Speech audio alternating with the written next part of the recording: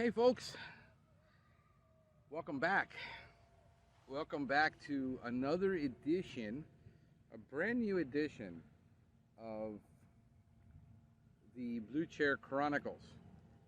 Haven't done, let me put this down a little bit, haven't done one of these, I think it's been a year now since my mother passed away. She just last week made 1 year anniversary of her death, and I've been talking to a lot of friends about this year. They've been calling me about a lot of stressors, an enormous amount of how you doing stress, and having serious medical issues. And I decided to, haven't done a podcast. I mean, I think I've recorded one podcast, an actual podcast, in the last year. Had to deal with, the divorce, my mother's death, dealing with COVID, trying to grow the company. It's extremely exhausting, and here, this is the marina behind me. This is Black Point Marina. My daughter, she's in honors society, and they're doing a cleanup at the beach today. And so I decided, why not? I got a little bit of time on my hands. I'm going to be here for a couple of hours, at least till 11. They were cleaning up starting like around 8:30 in the morning. I decided, why not? Let me sit out here, enjoy my cup of coffee, pull out my chair, the camera, and record a podcast. And the reason I haven't recorded many podcasts is because I just don't have the energy to do a whole lot these days. And I'm starting to recover from burnout, which is what I want to talk about, and what real burnout is. A lot of the time people misunderstand burnout, and real burnout has a lot of repercussions down to the cellular level. We're talking down to your mitochondria, where it damages your mitochondria. And so this has been a 2-year ordeal of dealing with chronic issues regarding this. And so trying to focus on it, focus on the recovery, focus on just getting enough energy to just wake up in the morning and brush your teeth sometimes. And that's how chronic it is. And I'm getting calls. In the last month, I've had at least 3 conversations with fellow PCOs, former PCOs, who they're dealing with chronic stress.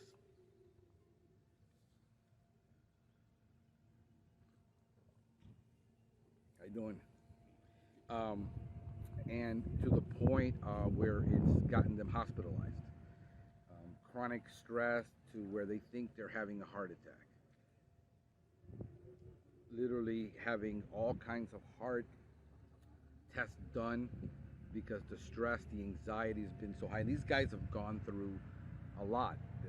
What I find is that when you're dealing with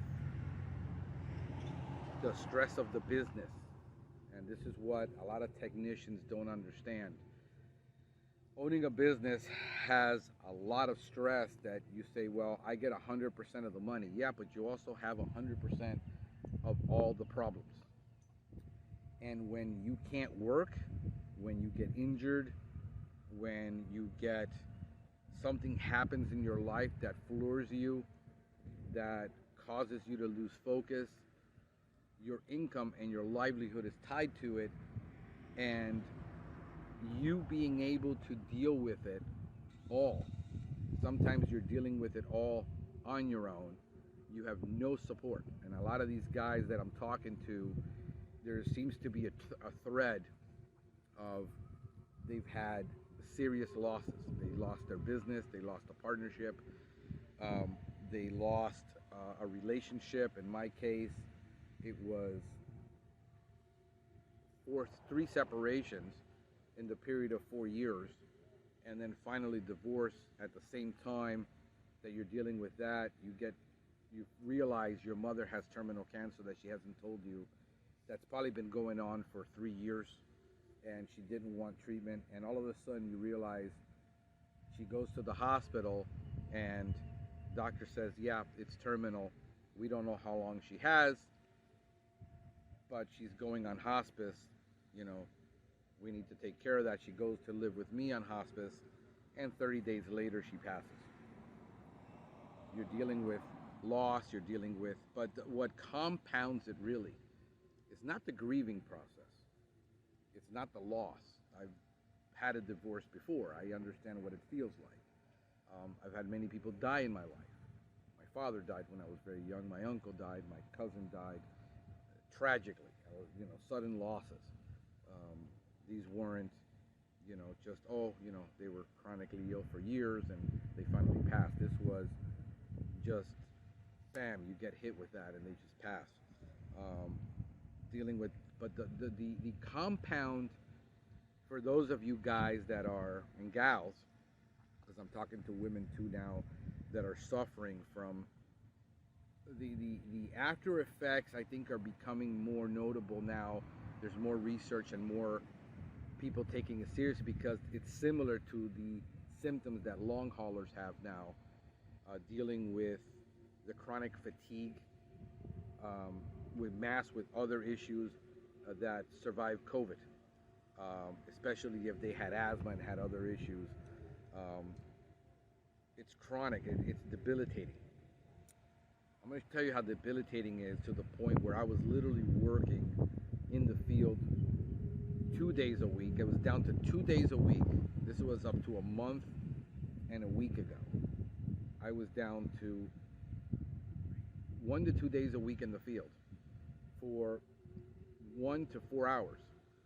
So talking about working 2 to 8 hours a week in the field, and then having to spend the next 4 days at home in bed, 1 day sleeping, 1 day moping around the house because you have no energy. Literally, everybody, all my friends are calling, hey man, are you depressed? I understand, the loss and everything. You're probably dealing with depression. I said, no, it's not depression. I understand what depression is. It's not. I spent the last 2 years, and we're talking now 4 years of dealing with complications due to massive chronic stress. We're talking adrenal fatigue. Why? Because for 3 years, starting in 2014, I closed down a business. For those of you who don't know the story, I closed down my other business, which was a pest control business, landscaping business, home remodeling business. We were doing a bunch of things. I was working with 10, 12 contractors at a time. I burned out. That was job burnout. I just didn't want to do it anymore. I was done. I looked at the numbers, it wasn't there. I've had job burnout before where I just don't want to do this anymore. I want to do something else. I quit.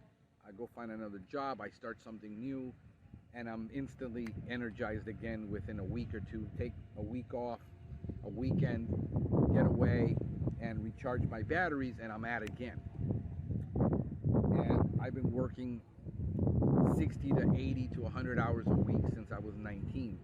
The work, long hours, is not what does it to you. It's the stress of worry and problems, and especially when the problems are at home and you're doing your business and you've got to come home and you've got to deal with all the problems and they don't go away. There's no support. You're by yourself, and you just realize at one point in your life you're better off by yourself than having to carry everyone's burden for no reason. other than people who want to make your life difficult because they're miserable and they want to make people's life miserable. I'm dealing with so many people like that right now. I spend more time on the phone during the week ministering to other people than I do doing business lately. But that's just always the way it's been. And you go in 2013 when I shut down my other company, to 2014 when I start to build this one up, rebrand, and start doing it, until 2014 I started the podcast. For those of you that, so we're talking going on, 8 years now? We're at 2022, 2014, 8 years of doing the podcast.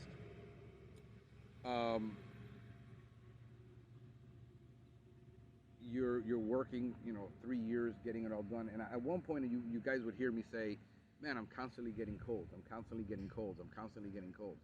Well, I found out it was the stress. When you're constantly stressed, how you doing? You're gonna get sick all the time.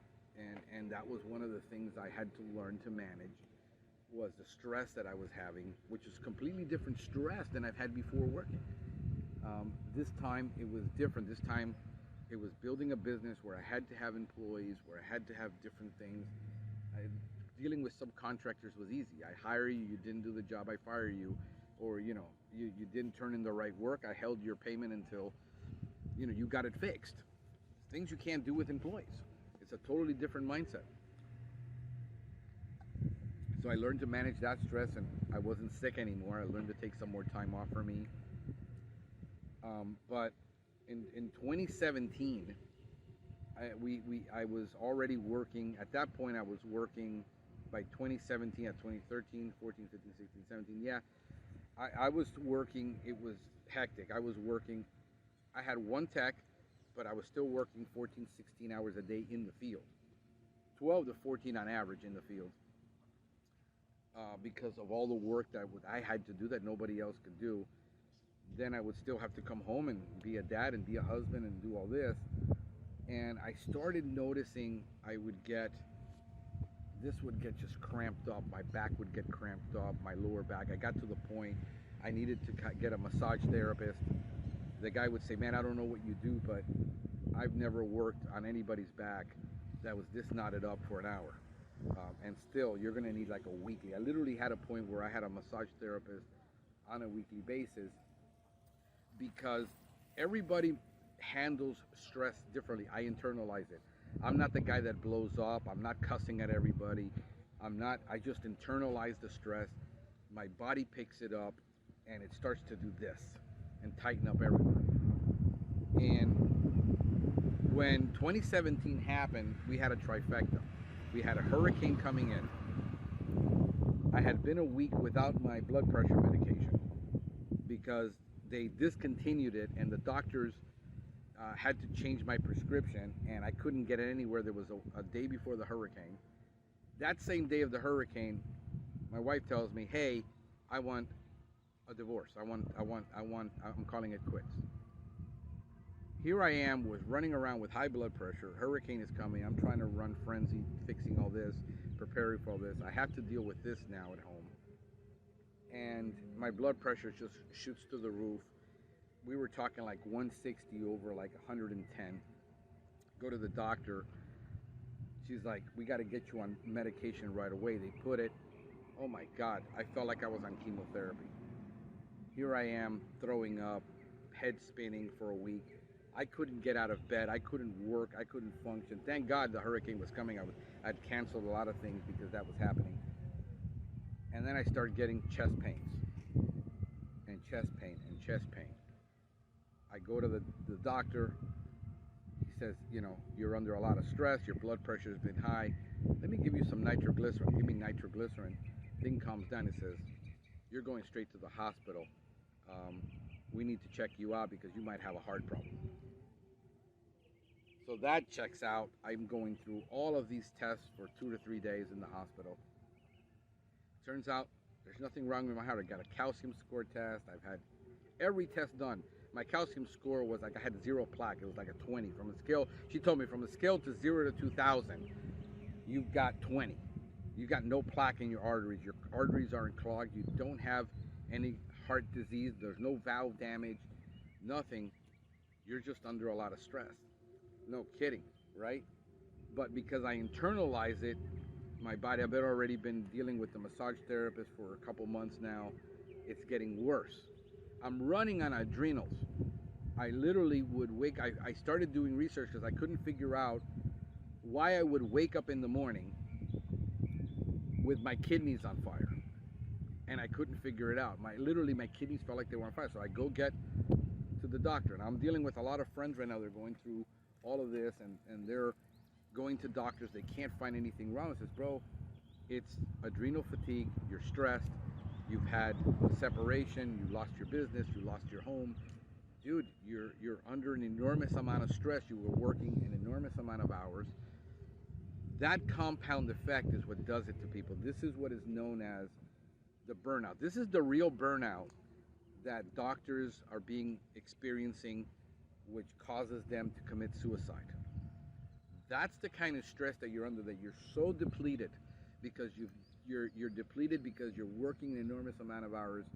You're emotionally depleted, you're physically depleted, and now even spiritually depleted. And they're going to doctors and nobody can find anything. I was going to doctors, you're just stressed. I said, no kidding, doc. I mean, this is what's happening. You know, I'm in separation, I'm running a business, I'm hiring employees, people are quitting. You know, I gotta keep going and I just can't stop. If I stop right now, everything goes to crap. I can't stop. So you're running on adrenals. I had adrenal fatigue. What did I notice? It was adrenal. My kidneys are perfect. There's nothing wrong. They've done kidney tests, got your kidney test. There's nothing wrong with my kidneys. Turns out your adrenal glands are right above your kidneys. And when they're fatigued, you wake up in the morning and you think you've got kidney stones. So I had to deal with the adrenal fatigue.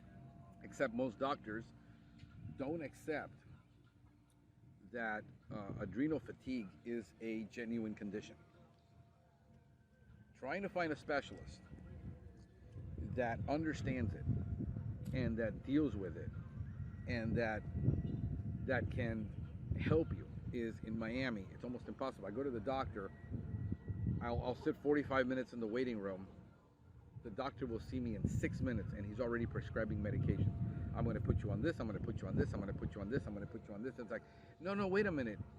You know, I'm not going to go on all this medication to deal with this. So in 2017, going into 2018, I literally was dealing with the adrenal fatigue problem, and I had to learn. I was also suffering now, by this point, started suffering from insomnia, where I would wake up 2 hours after I went to sleep and I couldn't sleep anymore the rest of the night.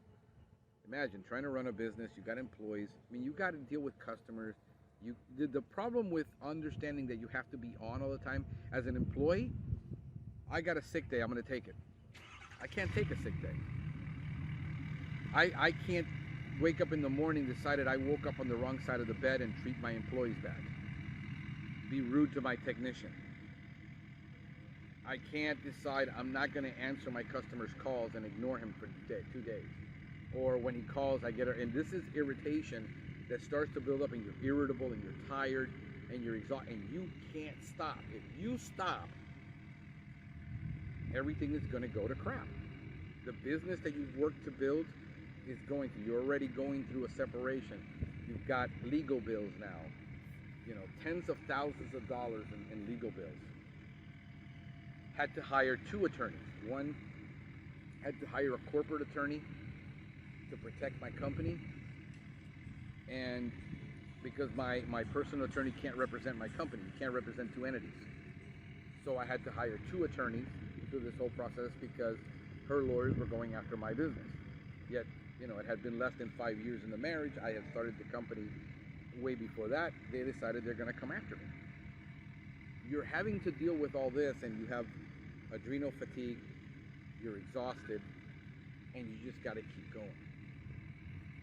And move forward 4 years where you go and separate, go back together. 4 months later, you're back at it again. You're back at the lawyer's office. Every time this happens, I gotta retain an attorney because I gotta protect my finances. I gotta protect my business. I gotta protect myself. Every time something like this happens, I immediately have to go get an attorney and talk to my attorney. So having this back and forth, finally in 2020, at the end of 2020, I decided it's enough. By this time, I am, at this time, the end of 2020, which is like, I think November, I had gone on keto 5 years ago. It helped. I had gone on certain adrenal supplements, and that helped solve the adrenal fatigue problem. I was functioning at high level again, and the stress my body builds up, and I hadn't burned out at this point. I didn't understand I was burning out. I'm running adrenal fatigue. You're running on fumes. It's kind of like we weren't designed to run on fight or flight all the time. And as a business owner going through all these problems, you're in fight or flight mode all the time. You don't get to stop. There's no moment's rest.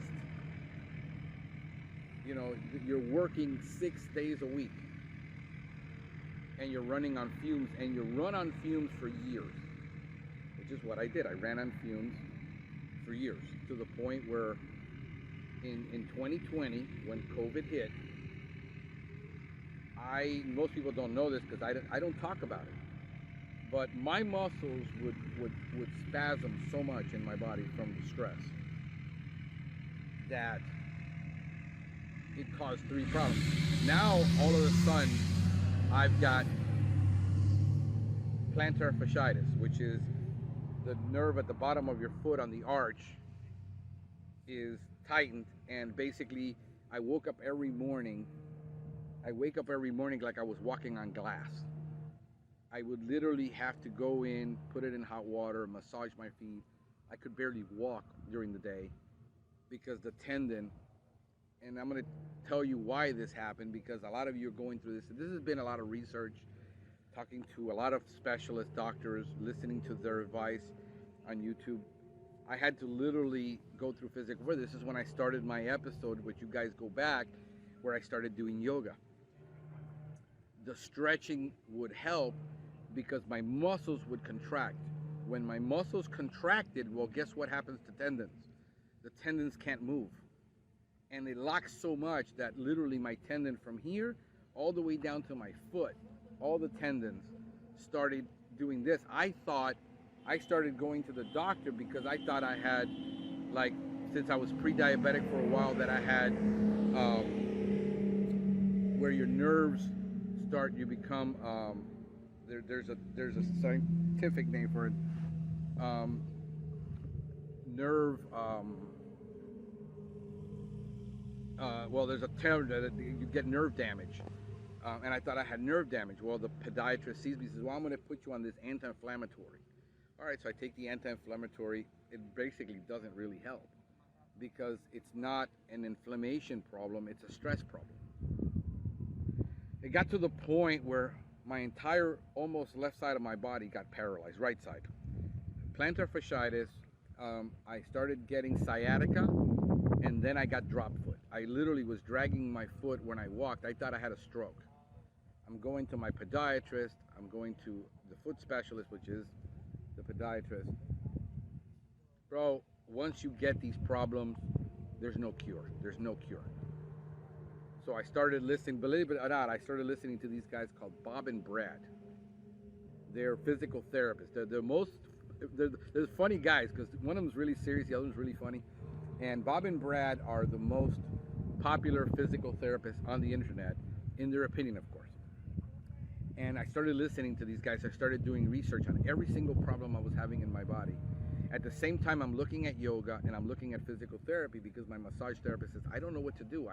I'm here every week. I can't loosen your body up. It's just in knots. I started practicing meditation. I started practicing, this was back in 2018. I started 2017, I started doing keto. I started doing yoga. I started doing meditation. I started doing the physical therapy, listening to these guys, why the problem was happening. It's just that nobody could put two and two together, that it was just my muscles. Because I don't get fibromyalgia like a lot of people do. They get the widespread body pain. My muscles tighten up. And when my muscles tighten up, it just tightens everything else up. So my nerves, I just learned recently about nerve flossing and how you get the nerves to move back and forth between the muscles to alleviate this. Like, I just started getting cramps in my calves again, massaging those calves out. I literally would spend, for the last 2 years, every morning I would have to wake up, do yoga. Then after I did yoga and stretching and did all this, I would get a foam roller and roll out my body to release the muscles after I stretched them out. And then I would get into my morning flow routine of doing that. And I did that for 2 years, and it helped tremendously. You saw I was working out again. I hadn't been able to work out. My muscle, I started releasing.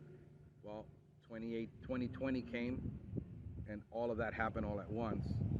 And then on top of that, I was leasing an apartment for 6 years, and I said, I'm comfortable here. I don't need to move. I don't need a house. I don't need anything. I don't need much in my life. Well, they decide we're not renewing leases because we're going to raise rents dramatically, and we're not going to renew these. You got 90 days. There's no negotiating. There's no like, well, just give me another unit. I'll pay the additional rent. It doesn't matter. I don't care. No, that's it.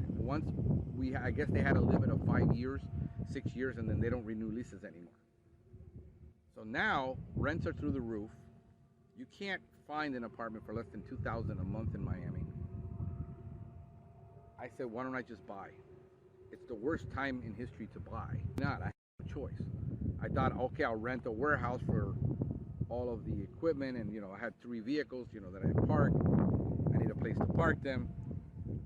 You just buried your mother. You're just finalized your divorce, and now you got to find a place to buy a house in this market. For 2 months, 13 deals all went through because these guys were asking between $15,000 and $30,000 in cash above closing. I said, I don't have it. Financially, I was almost devastated. So we start looking for houses, looking every afternoon. I would go with my kids, go see the realtors, go see houses, 3, 4, 5 houses a day for 2 months. All the deals fell through. Nothing. What happened? I finally told the guys, a house isn't going to happen right now. The market is ridiculous. $400,000 for a starter home that is 50 years old in a not so great part of town. It's not, and plus all these deals, like 12 deals just fell through. It's just gut-wrenching. You're there every day, we hope we get it, we hope we get it. No, they want $30,000, they want $50,000. They got an offer, to get that cash because people are coming to South Florida to buy. And plus the rental market for Airbnbs. I mean, these guys are making $10,000 to $30,000 a month on Airbnbs. So they're buying these homes to Airbnb them now. So they don't care what they pay for. So we finally, started looking into associations, but having 3 vehicles, where am I going to find parking for 3 vehicles in an association? This perfect townhouse came in order. The guy said, I want a fixed price. I don't care what it's appraised. I says, well, we think it'll appraise at that. I can probably come up with extra cash. We can probably do a deal. We did. That happened. Guess what happened? 30 days after closing. That's it. My body relaxed. I was done. I was done with the divorce. I was done I was done getting my body, getting the home. My body just said, you're done. And I collapsed. I had the proverbial burnout. To the point where, I was serving already before, where I would literally tell my guys, for the next 2 to 3 days, for the next 3 weeks, it went from 3 days to like 3 weeks. I won't be doing much. I just have no energy. And while this was going on, I was just trying to just survive. I was operating on fumes already, and my body literally crashed. I burned out. I burned out so bad, I crashed so hard that I would literally spend 1 week, 2 weeks, 3 weeks where I literally had zero energy to go outside. Everybody thought I was depressed. You know, is he suicidal? I was like, guys, I'm not depressed. I just have zero energy. I can't. The fog, I would wake up in the morning and this brain fog would be with me for days where I literally could not think. I mean, it happened before during my mom and all this. When I was going through the insomnia, I would tell Eric, my producer, I said, Eric, I sat in front of this computer for 4 hours today. I couldn't produce a darn thing. 4 hours, I couldn't come up with words. Writing, I couldn't do anything. This would go on for weeks where I would just have this brain fog, but I was still answering the calls. I was still doing, you know, sales. I would be on. You know, the phone would ring, I was on. I was on for 10 minutes, and then I would just collapse. Literally like that. And then it got to the point where I couldn't even answer the phone anymore. I had an answering service that couldn't answer the phone because they couldn't answer it within 6 minutes because they didn't have. So I had to start answering all the calls. I tried to hire a person to answer the phones. They couldn't get this right. They couldn't do it. It was very frustrating for them. Understanding, you know, it's very hard to do things and find people that think they can do things, and then you try to give them a chance because you need a warm body. You just need somebody to answer those phones because you don't have the energy. I would just write quotes. If I got it, great. If I didn't, great. I didn't care. The brain fog, the chronic fatigue. Well, the chronic fatigue went on for 9 months. I started doing serious research on chronic fatigue and on fibromyalgia because I was experiencing all of this body pain, but it wasn't widespread pain. It was just the tightness. So the way that my body deals with it is everything just tightens up. I don't have widespread pain. Then the pain is from the muscle just being there, and I can't put on a backpack. I can't do anything because everything is just so painful. Literally, and especially on my right side. My right side, like yesterday, and my girlfriend had to massage my calf and get these knots out of my calf. Just my foot, I started feeling the pins and needles again in my feet, massage those balls out and get it out of there. You know, got custom insoles. You know, what haven't I? So I started getting on a regimen. I listened to this doctor called Hannibal, who had been treating burnout and chronic fatigue and fibromyalgia for 30 years because he personally, going through medical school, went through this. He literally became homeless. He could not function. He burned out in medical school, could not function, became homeless because he could not get out of bed after that for months. And later he got himself together, went back to medical school. He was paying his own way through medical school, and then decided for 30 years he was going to devote himself. And I don't know why I've never heard of this guy, because I was doing all the research, but I wasn't doing the research. I was checking out symptoms because nobody could help me. Doctors could not help me. And I've got a couple of people like that right now. The doctors can't find out what's wrong with them. And I'm telling you, this is what's wrong. You've gone through similar things, but get everything checked out. And he says, you know, I treat all my patients with D-ribose because it's down. Once you get burned out, this goes all the way to the cellular level, to your mitochondria. I was talking to a couple of guys who are therapists, and they're very smart people. He says, man, I think you've got a mitochondrial problem. You damaged the mitochondria somehow. And you've got a mitochondrial problem. The problem is nobody knows how to solve the mitochondrial problem. This guy said, take D-ribose, which is an amino acid, it's a sugar. It's a little simple sugar that your body doesn't really produce. You get it in food, but I guess I wasn't getting enough of it also. And he put me on D-ribose, L-carnitine, and then also B vitamins and CoQ10 and what else? And then it was that, and powdered multivitamin powder, and I started getting also on multivitamin, multi-C powder. But literally within 48 hours, it was like somebody turned on a light switch. My energy was back. This has been a month now. I literally was working at that point. I literally said, I got to do something. I'm desperate. If I can't get out of bed and I can't do this, I'm done. If this becomes chronic, I'm going to be on welfare if I don't get this problem solved. And the D-ribose triggered it within 24 hours. I was like, somebody turned on a light bulb. The foggy headedness started going away. It was the foggy head that I couldn't deal with. Literally, got to the point I couldn't drive. I couldn't do anything. I was literally almost bedridden for 4 or 5 days out of the week. I couldn't function. That did it. And then I started doing with some DHEA. I'm taking about 16 supplements. I'm taking like 5 amino acids that are key, because here's what the researchers are trying to figure out. They know it's an ATP problem. They know it's an energy production problem. They know it has to do with the mitochondria. The problem is they can't figure out which of the amino acids actually fixes it. So they're doing tests with fibromyalgia patients, because fibromyalgia, which is unexplained muscle pain, is the most common thing, along with chronic fatigue after the burnout. And the thing with, I started doing the research on burnout, and the problem with burnout, it also looks like PTSD.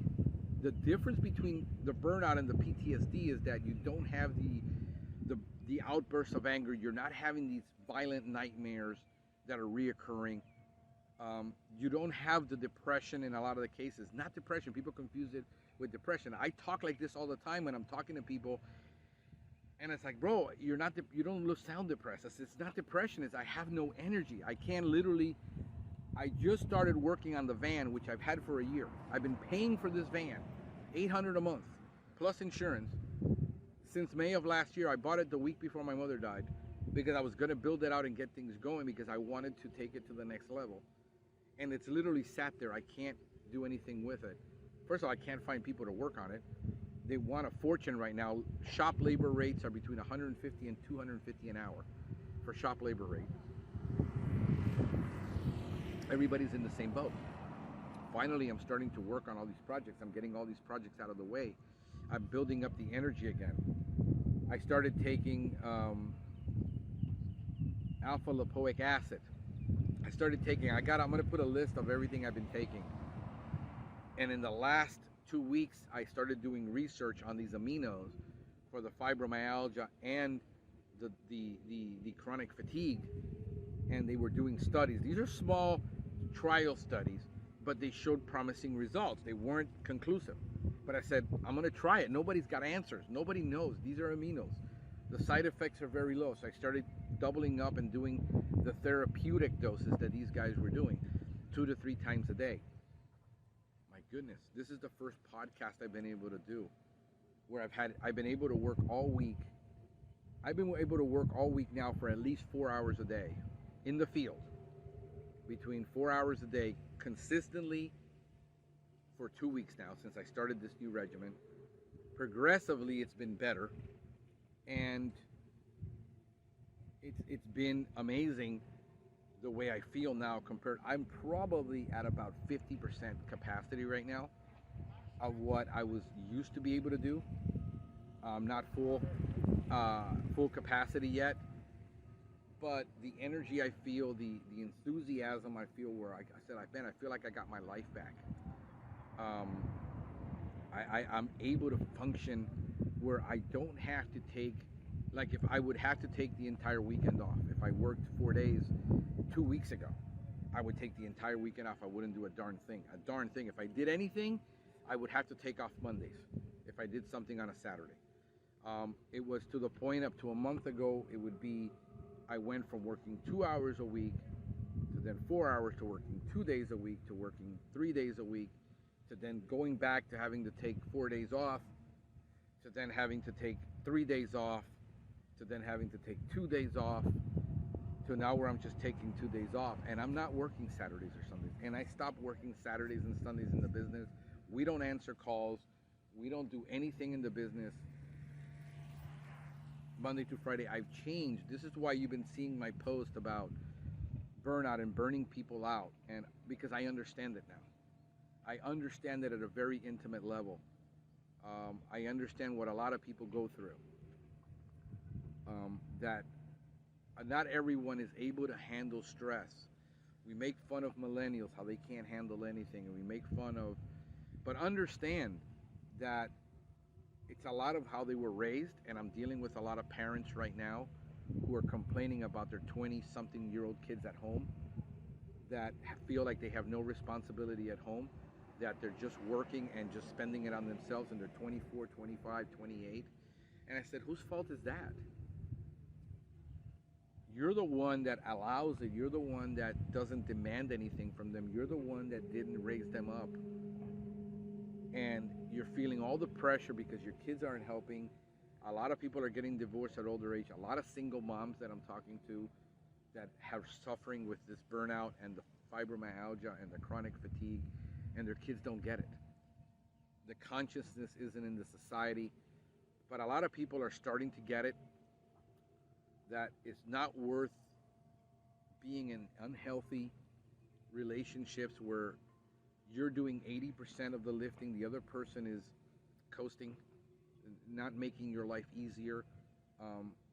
A lot of people who are dealing with spouses with psychiatric issues, psychological issues, undealt with issues in their childhood. I mean, society as a whole is more messed up than ever. Parents really screwing up their kids about how they don't live up to their standards, and kids not knowing. I mean, I've been dealing with this issue. I've been talking to a lot of single parents where the mother has had to be both, and I understand this personally. My mother had to be both father and mother, except she failed as a father because that's not her role. She could never fill that. And fathers who think they're sperm donors and financial contributors to their kids' lives, where they're no involved, and girls have no idea what they're looking for in a man, and men that have no idea how to be men and what it's like to be a man, because dad was never a man. Dad wasn't there. Dad did not contribute to your life. He wasn't present. And girls who saw their dads literally become spineless jellyfish who fold under everything, and they have no idea what they're looking for in a man. And if you have a society that is messed up, because this is why you see me with my kids all the time, why I am there every day to pick him up from school, every single day, why I'm the one that has to do homework, why I'm the one that has to take him to all his events. And I do it gladly, but I also the one that has to do it. With my daughter, why I go on a date night with her every single week for years now. Because I have to be present. This is why I can't allow myself to get down. This is why I made a priority. People are like, why haven't you been producing? And they make the jokes. It's easy doing a podcast when Stephen Van Tassel does all the work. Well, Stephen Van Tassel is building up his own platform, his own, to do his own thing. Not because I couldn't do anything and he has to do it. If it wouldn't have been for him, yeah, I'd probably be producing maybe one thing a month. But that's not the point. I'm bringing on another lady right now. We're entering the Spanish market, where she's a master gardener. She's a plant specialist. She deals with a lot of fruit trees, and she's brilliant. And we've met several years ago. We hit off a good relationship. She's finally ready to start doing the podcasting thing at the age of almost 70. She's going to start podcasting. I'm encouraging her to do it, and I'm going to be producing it and publishing it and distributing it. She's got a reputation locally, but we want to expand that for her consulting business now that she's entering into this new phase of her life. Somebody who went through what I went through, who has a sick daughter, who lost her husband, who had to take on the business on her own, who just buried her mother last year. I'm dealing with so many people. It's almost like these people are drawn to me because I don't know what it is about I haven't talked about this. I haven't talked about it a whole lot. I haven't mentioned it. And people are coming to me. And, you know, one of my things that I know God does in my life, He allows me to go through things so that I can understand it, so I can have compassion, so I can have empathy, to take my ministry to the next level. Because a lot of what I do, believe it or not, is ministering and serving other people. That's where I'm happiest. This podcast, for me, has been an enormous therapy for years. It's been an outlet for a lot of frustration, for a lot of things that are wrong in the industry, a lot of things that frustrate me, a lot of things that are very difficult to deal with. It's been an outlet, and I've taken to the journey for a lot of you that are on this journey. I've talked to so many guys this year that did have to go through the divorce, and so many guys that did lose their business. They lost their spouses. They lost a lot of close friends due to COVID. So yeah, it's a journey. If everything is wonderful in your life, just know that can change like that. I cannot fathom the thought of some people that I'm friends with that I've prayed for them. They've lost their child. You know, that is something you just don't recover from. And if you're stressed out, the World Health Organization just this year acknowledged what burnout is, and that burnout is real. It's just that a lot of people use the term very loosely, to where I'm just burned out. I'm burned out. No, you're just in the wrong job. You don't feel like being there anymore. You have no desire. You're not happy. You're unhappy. And just quit and go find something else. That's easy. I've been in that situation before. I've been burned out to that. I remember being burned out in 94, 95, where I was doing a job that was just emotionally was sucking the soul out of me. I hated what I was doing. I hated what I was doing to people. I came from corporate. I was in the C-suite. I hated it. What we were doing to other small mom and pop business. This is why I'm an underdog for the little business, for the little guy, the guy who's struggling, the guy who's wanting to do more and doesn't know how. You know, how do I help that guy? The common question that I'm trying to help people with is, how do I hire? I am burned out. I'm working 14-hour days. I can't find anybody. I don't know how to hire. I'm afraid to hire because I am afraid they're going to mess it up. I'm afraid they're going to ruin my name. I'm afraid they're going to steal. I'm afraid.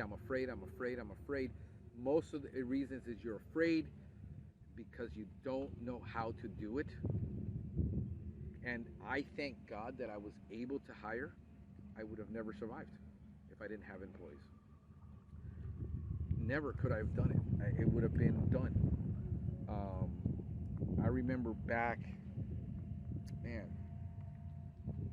2007, 2008, when I started, I was a year in.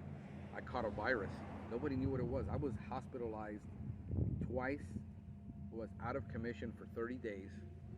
Luckily, I only lost 2 clients. At that point is when the bulb went off. And I said, I got to make sure that I start hiring. I can never be in this position again. But from 2007, 2008 to 2017, 2018, that was 10 years of experience of learning how to hire.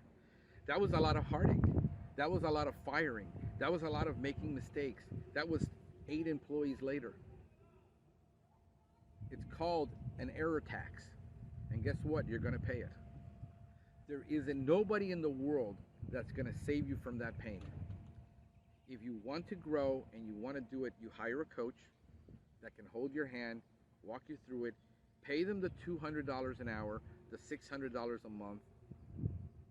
Pay them for their experience. Stop getting advice from people on Facebook with 144 character tweets.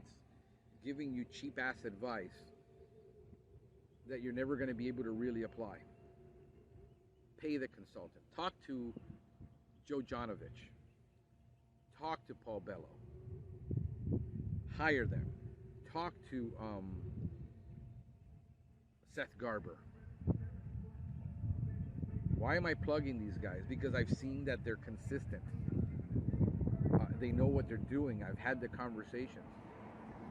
Yeah, but man, you know, they want $600 a month. You either pay it, or you're going to pay it in heartache. You're going to pay it in pain. You're going to pay it in long suffering. You're going to pay it in errors. You're going to pay it. You're going to pay it up front, or you're going to pay it on the back end. It's when I started becoming healthier in 2000.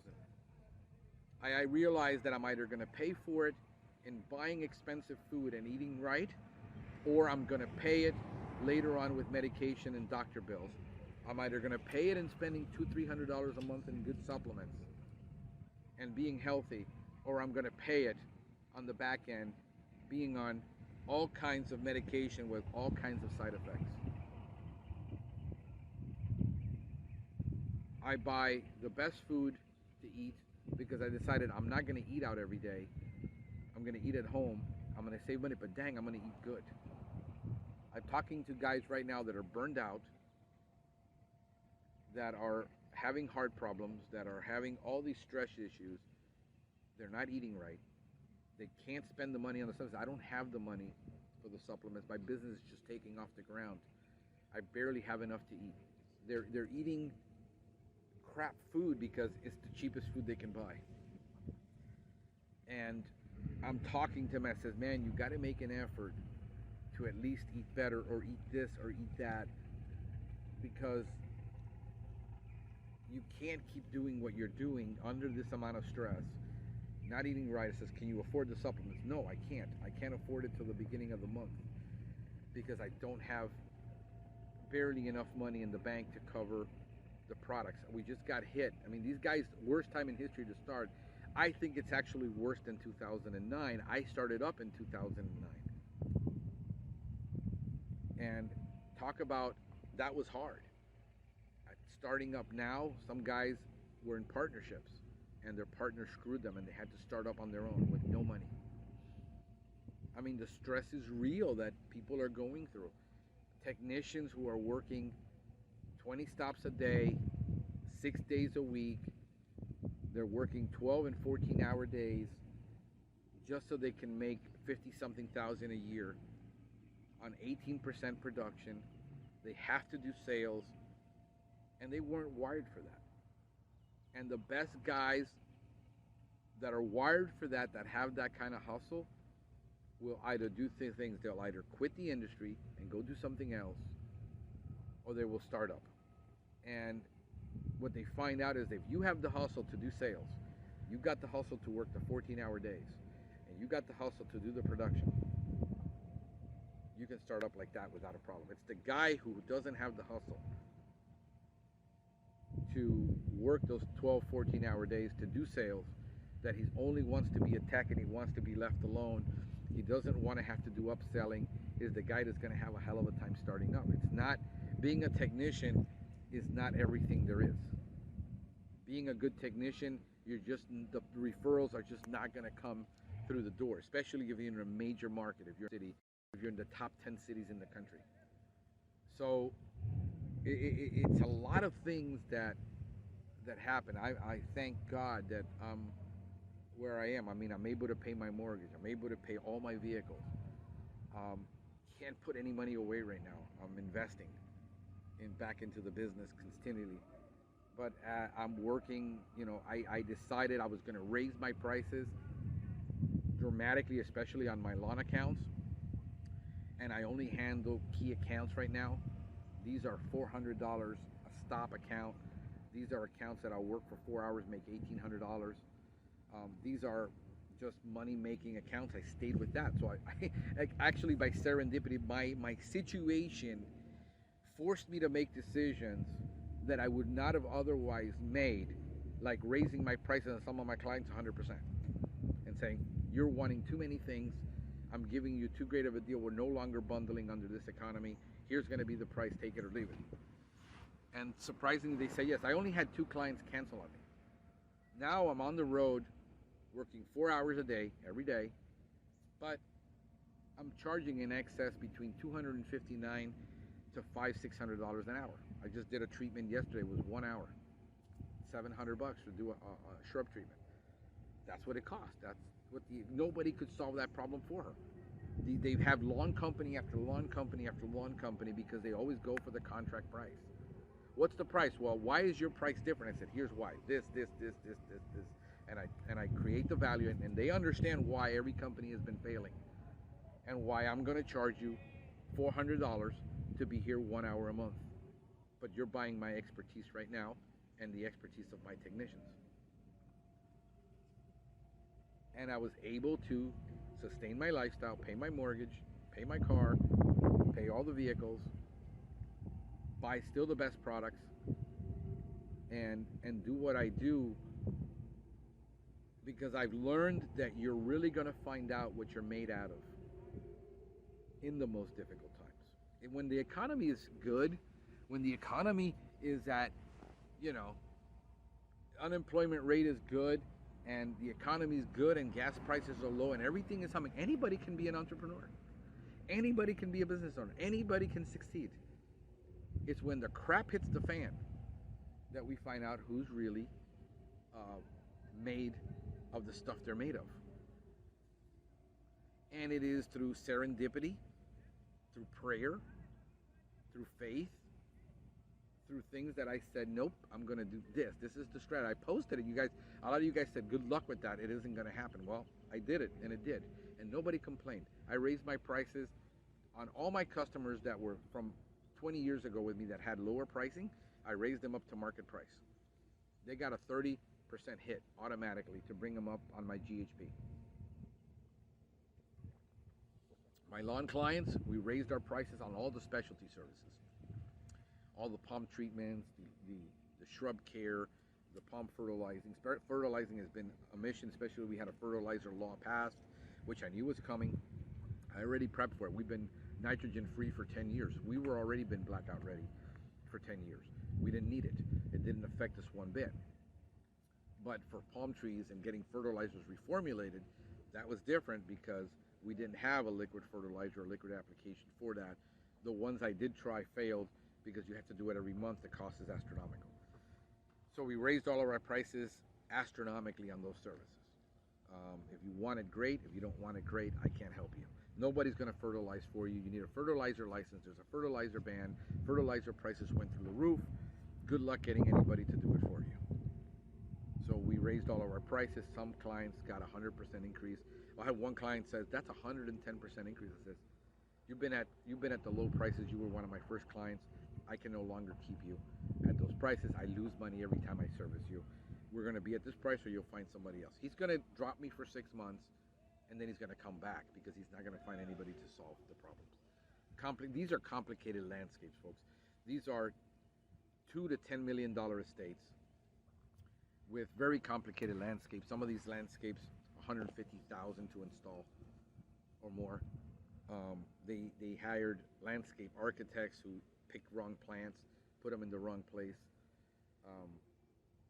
So I took the chance and I said, that's it. And it allowed me the time to focus, to recover, to still be able to go out and function and work. Now I'm trying to increase the income so I can hire another technician. I need the income increased by $5,000 a month. That's it. When I ran the numbers, it's $250 a day. Oh, when we moved, and because I had a home-based business, I didn't have an office. Here's another thing that you're going to learn with Google My Business. My God, what a mission for 4, 5, this is October, November, December, January, February, March, April, May. 7 months for Google to update my new address. We would put in the new address, they would drop it. I lost all of my ranking on Google My Business, where we were having thousands and thousands of people looking us up on Google My Business. So I immediately started doing blog posting on Google My Business to rank up, and we were blog posting every day, posting a picture every day, a blog post, a link, something every single day to boost it. because we would put the address in, Google would drop it after a week. Put it back in, Google would drop it. They verified the new address. I got the code, and Google would not accept the new address. This all goes back to the previous SEO thing. So I hired a new SEO guy. He says, bro, I'm putting the address in weekly. So I was monitoring it daily. I would literally see it dropped again, put it in, drop again, put it in, drop again, put it in. This went on. I must have updated that address 12 times in the last 7 months. It took them 4 postcards, because we would order a postcard. It's supposed to be there like within 5 days. It would take 2 weeks. He said, nah, it got lost in the mail. Let's order it out. It would come in. I would put the code in. Now another 2 weeks waiting on them. So this has been a mission, guys. When it rains, it pours. This, owning a business is not for the faint of heart. It's not for people that have weak stomachs.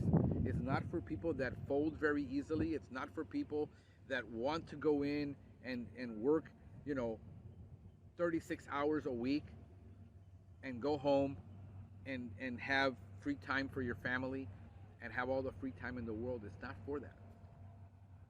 Luckily, I've decided we're not going to be that company that works all those hours. My technicians are going to work the hours they want to work. I got to have a minimum that they produce. And if you're happy with that minimum, I'll keep you on. If you can't produce the minimum, I can't keep you. But that minimum isn't burdensome. That minimum, if you can do it in 40 hours a week, if you can do it in 36, if you want to work 44 hours a week, if you want to work 48, I've got my cost, I got my business model, I understand it. This is why a couple of people have approached me already about franchising, where they want to partner with me to do the franchising. They want to do franchising and sell franchising because they love my business model. My model is super profitable. So that's something I'm going to probably revisit again. I had that idea. I paid off for all the paperwork back in 2008, 2009, before I even started the company. I did all the research and all that. I paid for everything. I've got all the documentation. I can just fire it back up again and start franchising. We have a successful model now. The van, I'm going to show you what I've been doing with the van. I'm going to post a couple of videos. Stay tuned to that. The little things I've done to it in the last week. I installed the roof vent. It came out beautiful. We got everything sealed. We smoke tested that van to get it sealed. We figured out where all the holes were that were in the structure. We're going to put a diamond plate floor on it. We're going to seal coat it inside, rubberize it so that it doesn't get rusted or dinged anywhere. We're going to put a couple of panels somewhere so it doesn't hit the side of the van accidentally, and then you see the dent on the outside of the van. We're going to panel coat that. It's going to be a really nice one. We've got the layout, got the right-on sprayer spreader inside. We're going to have 4 tanks, probably starting out with 2 reels, but we're going to probably just do refill with backpacks. We're still doing a ton with backpacks. It's going to be a really exciting. I've been designing this van now since I bought the last one, and what my dream van is going to be, because we go from needing 90,000 right now. They're running for 120,000 lawn truck to a $200,000 lawn truck for tree service and everything. You can get it done with build out and everything.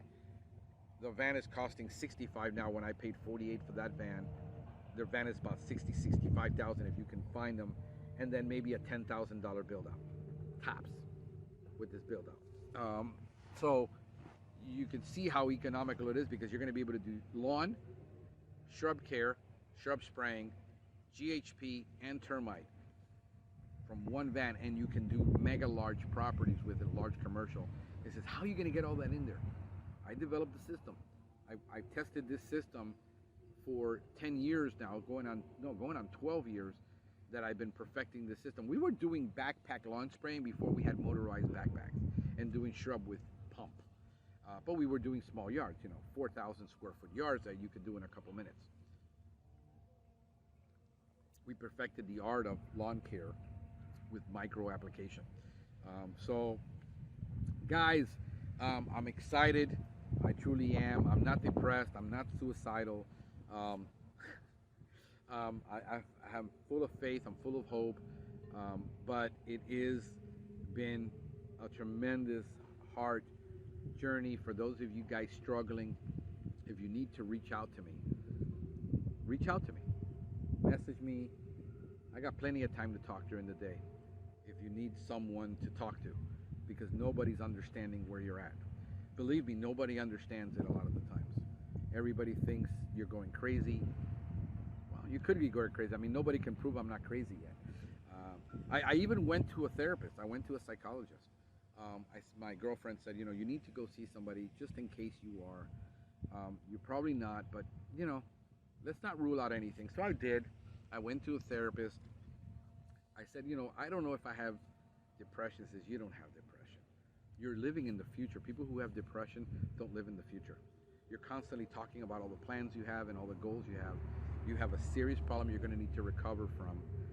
It is going to take a while. You're going to have to be patient with yourself. But you're not depressed. I want to have meetings with you about, because she's a coach and she's a life coach, and about this. So I want to start having meetings with you about your goals and your plans, how you plan to get to the next level in your life. I said, I don't want to live my next 25 years like my last 25, with my mother's death, the divorce.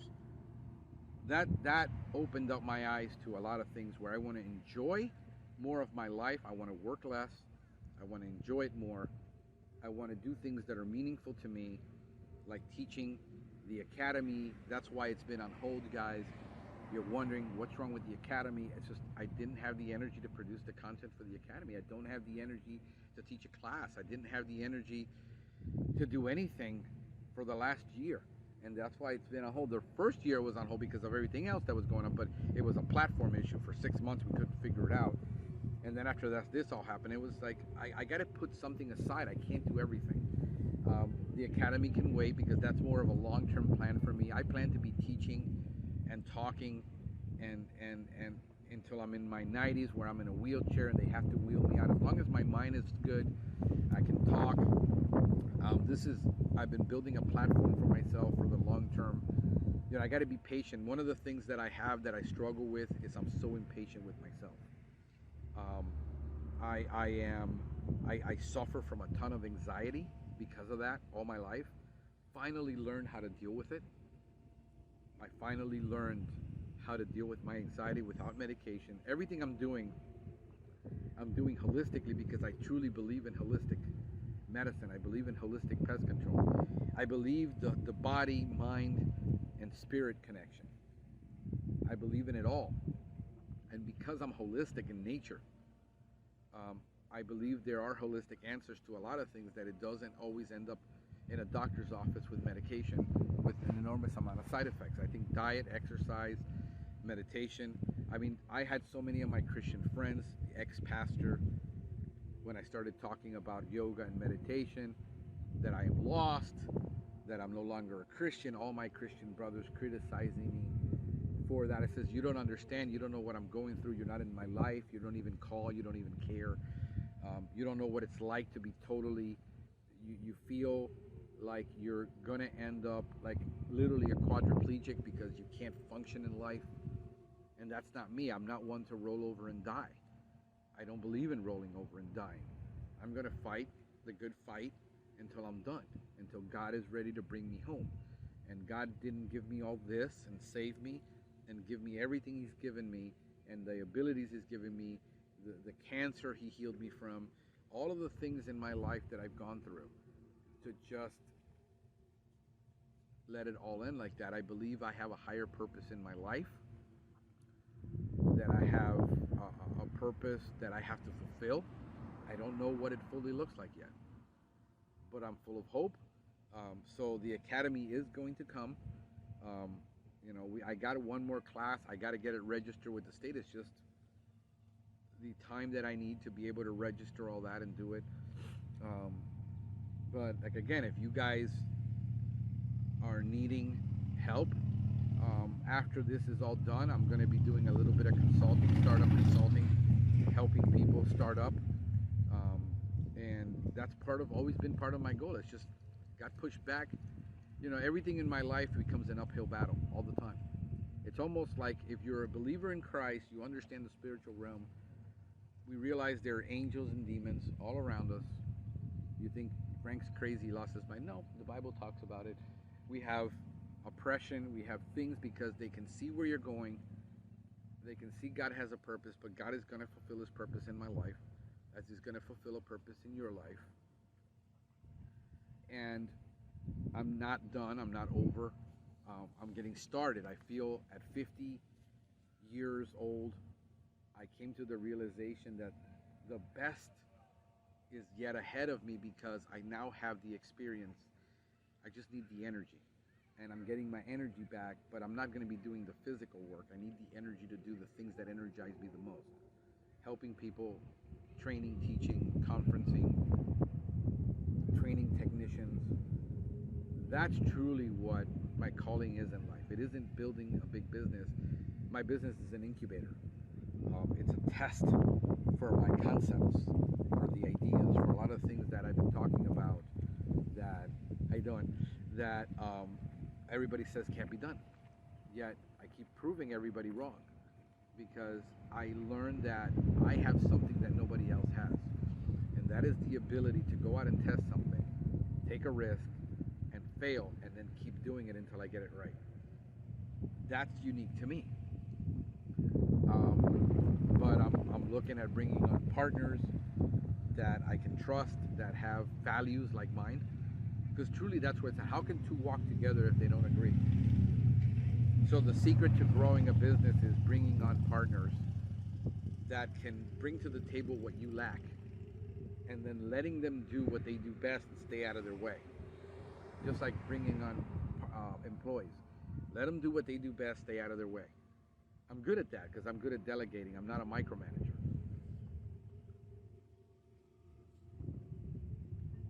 So it's going to happen.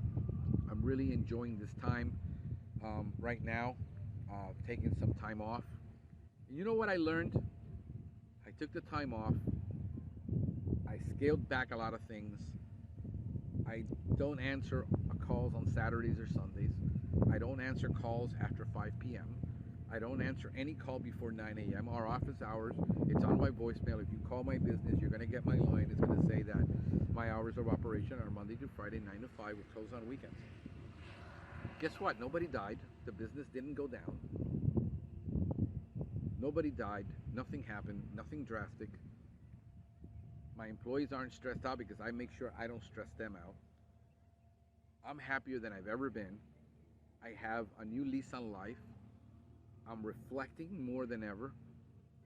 I'm thinking more seriously about my end in life and taking that very seriously and what I want that to be like. A lot of things are better in my life because of it. I no longer have that anxiety, that stress. I haven't had anxiety, I think, in a month. My back still gets a little tight, but nothing a little massage can't fix. A little here and there. Stretching, yoga, rolling out. I haven't had the energy to roll out because it takes an enormous amount of energy to roll out. My physical therapist, when he was doing the therapy on my back, I would literally not able to work the next day because it drains you so physically. I am so happy right now. I'm at a point where I'm discovering that people in my life who make my life miserable, I instantly get rid of them. Customers that make my life miserable, I instantly get rid of them. Friends, people who are just unhappy, I won't surround myself with anybody who is unhappy. I've made that conscious decision. If you are unhappy, you cannot be around me. I'll minister to you, I'll serve you, but I'm not hanging out with you. I'm not going down to your level. I'm not having a pity party with you. I can deal with people being sick. I can deal with people relying on me. I can't deal with people who decide they got everything in life and they're unhappy. You bitch, you complain about having health and having a roof over your head and having food and having the basics, and you're unhappy, then either work more, work harder, find something else to do, but I don't want to hear it. I won't be around you. Life's too short. And I realized how short life is. It finally clicked, that verse that says we're like a breath. We're here today, we're gone tomorrow. I've learned to count my days because the days are evil.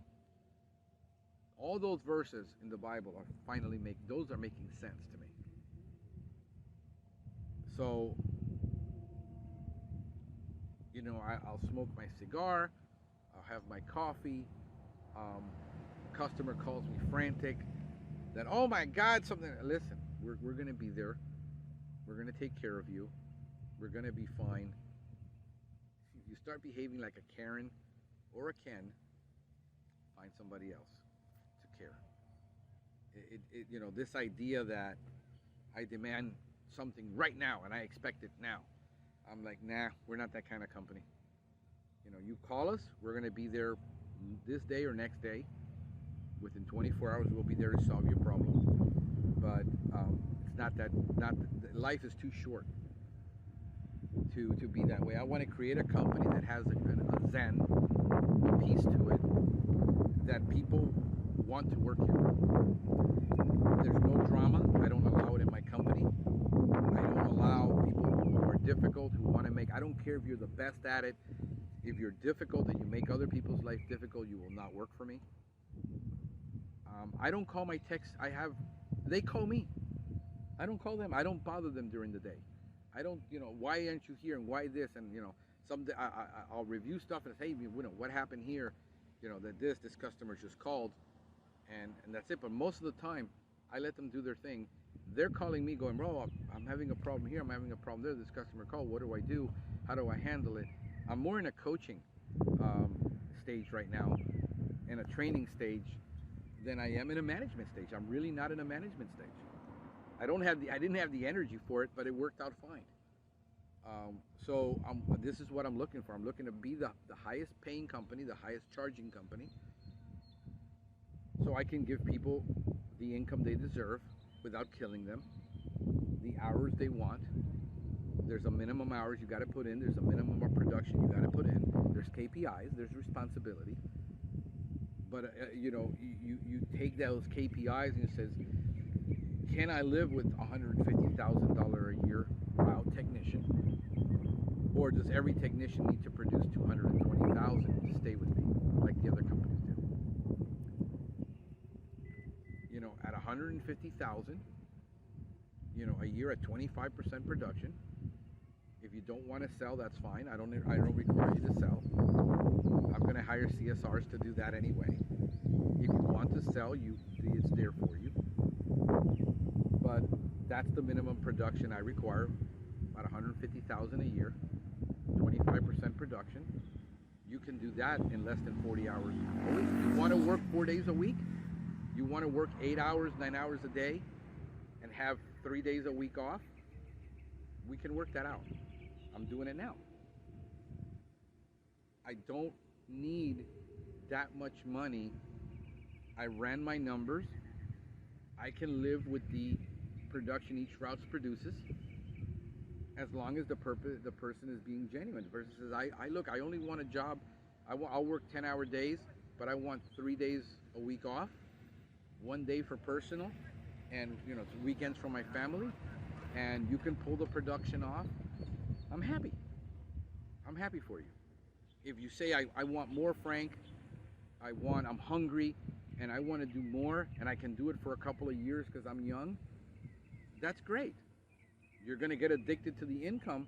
If you want to back down later, we need to either look at management for you, or sales, or something else, but you can't have it both ways in this world. It's simple. I'm just being honest. You want to work less? Joe makes $70,000 a year because he does termite. He's a termite expert. He works 10-hour days and he works 5 days a week, and he has Saturday and Sunday off. Yeah, he's going to make $72,000 a year. He closes the business because he goes in as an expert. He tells the client, he has the contract, and he closes the business, and he gets a commission. Joe's a hustler. I don't want to be a hustler. I just want to work and go home and make X amount. Excellent. I don't have a problem with that. But understand, you can't compare yourself to Joe. You're John, and John works 36 hours a week. He gets his job done. His KPIs are in line. The customers aren't complaining. The production is there, and John is happy. I'm happy. John's production falls. His KPIs go off kilter. we need to have a conversation. Other than that, we can do this. And that's where I'm headed. And everybody says, no, it can't be done. Well, the funny part is, by the time I tell you about it, I've already been doing it. It isn't. I'm not looking for your approval.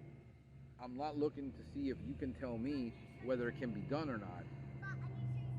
By the time I let it out of the bag, it's already because I'm doing it. I'm just seeing what everybody else thinks. And when everybody tells me you're nuts and it can't be done, that's when I know I have a blue ocean. That's when I know I'm doing it. And I'm doing it right. I got some people that I really want to go and spend some time with. I want to travel, and I want to talk to them personally because they're building some great businesses. I love the way they're building their companies. I love the way I'm going to be traveling this year. Maybe Florida, just southern Florida, and then maybe going up all the way probably to New Orleans, Atlanta, Georgia, that kind of area, and talking to them and having dinner and enjoying myself a little bit more. I want to enjoy the fruit of my labor. This is where I'm at in life. I'll have more, but I'm not going to do what the Bible says not to do. Don't overwork to be rich. And for a long time I overworked to be rich because my DNA is to work harder. I am not smarter. I am actually probably one of the dumbest guys you're ever going to talk to. I'm not that smart, but I've always outworked everybody. And I'll always figure a way to outwork you. And I am a hustler, and because I'm a hustler and I have work ethic and I'll outwork you, I can outdo the guys who are smarter than me. And I got to learn to do it in other areas. And I got to listen to the guys that are actually doing it. The guys who have the 20 technicians and people are happy. And I'm looking at that right now. That's my goal for the next year. I finally got somebody to sign off on my license to get my termite license. A friend of mine who was the last guy I ever thought of, and he had offered it to me, and I totally forgot. I said, bro, you know I offered it to you several years back and you said you weren't ready. And I said, yeah, man, you're right. And I didn't call him. And a friend of mine says, you need to talk to so-and-so. He'll help you with that. And I did. And then the funny part is, because the lady that's coming on to do the podcast, they're good friends. And I talked to her, and I said, oops, sorry, I just farted. Oh, there it goes. There's another one. Yeah, just gas. But oh well. I'm getting old, bro, when you don't care if you fart in public. And so everything was serendipity. He says, yeah, bro, come on over. I went ahead and we signed the paperwork, and I'm getting my training ID. So he says, man, let's go out together now. You get any calls, let's go out together and do them together so you can get the experience and we'll work it out. He didn't charge me anything. He didn't want anything. He just blessed me. But these are people, hurt people learn how to bless if your heart is in the right place. Hurt people, if their heart isn't the right, they become hardened and they become embittered, and then they become total a-holes in life. This guy lost his daughter 4 or 5 years ago. She was on a trip. She was graduating from college, and she fell off a cliff and died. And talk about heartache and pain. Those are the people that understand. And I talk to him about it. I don't bring it up, but he says, I'm tired. I don't want to, he's got 4 technicians. I don't want to do it anymore. I just want to go out, close all this down, go do my lawns, 7 o'clock, be home by 2 and be done with it. His house is paid for. He's done very well for himself. And I'm trying to encourage him to look at other things. But that's what I do. I'm an encourager. I know I come off, I had one girl the other day says, you are a D-I-C-K, I said, you come across as that. Says, yeah, but I'm actually like a fuzzy, skinny, scrawny teddy bear. In life, I'm not, I don't know if I come off this way, if this becomes a persona for me. I never wanted my persona to be this way, but it comes since most of the stuff she follows me on is my text. You guys understand my grammar's bad. I text and it comes across harsh. I'm terrible at. I'm getting better though. I'm becoming more sensitive to, not that I'm becoming more sensitive, just more sensitive the way I write. Because I'm a very sensitive person. You call me on the phone, you realize that I am extremely caring and loving and kind. And I just, somehow I don't come across that way in writing. come up very dry, and you know. But she says, but I like that about you because you know I am the same way. So anyway, are you done? You've been calling, but you left your phone. You didn't give me your phone.